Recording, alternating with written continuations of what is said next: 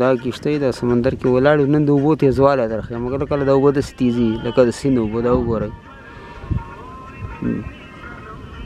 ټټ تیزې روانې دي دا هغه لکه دا ډور ته وښیوه ډېر دومره وزن ورکړی دی دی هم ځان سره روان کړی دی څونه وزن ورکړي او ته نه ټینګېږي بیا په دې حال کې شکار نه کېږي دا ډور یې دستارو کړی دی شکار میکار نشته اوبه ډېرې تیزې دي دا ټول موبایل یې لګولي ګانې بجانې اوري شاید استاد تیز اوبو کې شکار نه نو بڑے زیادہ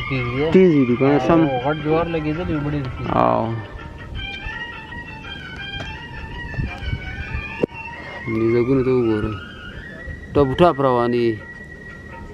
ډورنې رانه اوچت کړي دي چې شکار نه لګي